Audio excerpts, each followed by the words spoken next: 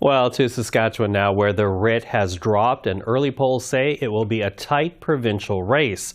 Scott Moe, the incumbent and leader of the Saskatchewan Party, using this first day of the campaign to promise lower income taxes for people in Saskatchewan, while the Saskatchewan NDP leader, Carla Beck, is promising to improve healthcare, education, and the provincial economy.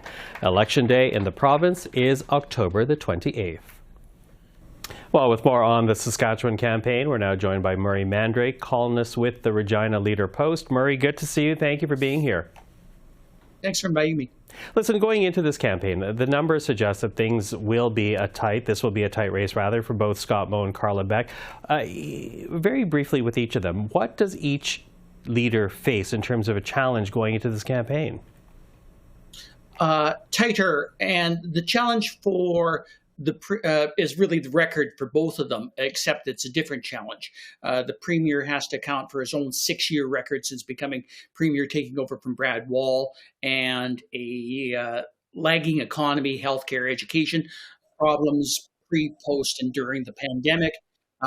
The NDP leader, Carla Beck, is the 5th consecutive Saskatchewan leader in 5 consecutive elections. So even though she's been around for about a decade as an elected MLA, there's a huge problem in Saskatchewan with familiarity related to the NDP leader. And that's coupled with the fact that this is not the traditional NDP province it once was under the Tommy Douglas, Roy Romanowel, and Blakeney years. This has become a very conservative province, not unlike Alberta in terms of its viewpoint on several issues. And I think that'll be the largest challenge for the NDP right now, is overcoming the notion that they are similar to the federal NDP or other NDP parties across the country. Mm-hmm. So distinguishing themselves, as you say. But there's also a Saskatchewan United Party. What role will that party play in all this, do you think?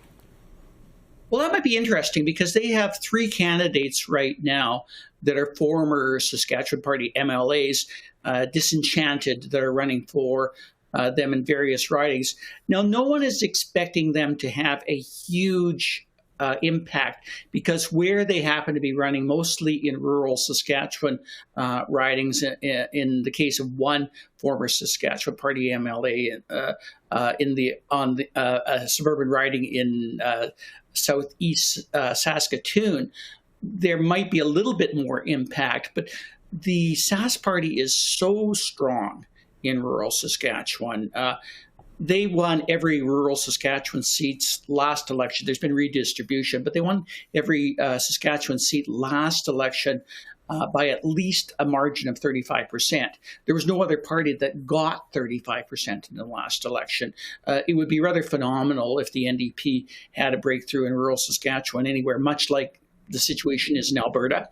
However, there is a fair bit of disenchantment in Saskatchewan, and some of that is being expressed on the right as opposed to the left through the Saskatchewan Party. So you're hearing similar issues that you are hearing in Alberta, related to people related to the Freedom Convoy, to other issues that are now being talked about a little bit more, that the actual campaign is on. Mm-hmm. Disenchantment, as you say. But, it was interesting because to listen to Scott Moe as well as the NDP leader today, both were actually talking about affordability. So is that the ballot box issue for the vast majority of people in Saskatchewan?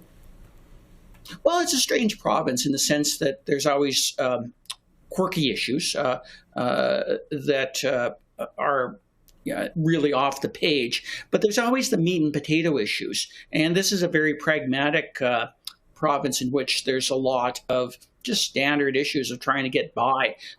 It's obviously a rural-based province, a province where we're dependent on natural resources. So as such, issues like the carbon tax, what people are paying for things like gas and home heating, become an immediate issue. And as you well know, Premier Scott Moe has been in a pitched battle with Ottawa over the carbon tax being charged on natural gas after it was charged on oil home heating, or after it was removed on oil home heating in Atlantic Canada mostly. Although it was moved across the country, it was mostly Atlantic provinces that benefited.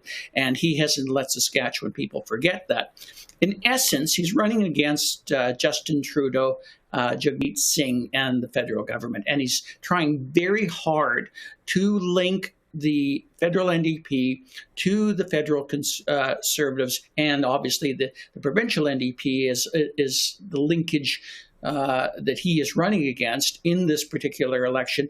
And he's running this on the economic issues related to the people's affordability, the economy as such, and obviously talking already a little bit about more income tax reductions, and noting that he did remove or pay for the carbon tax on natural gas home heating, which is the bulk of home heating in Saskatchewan.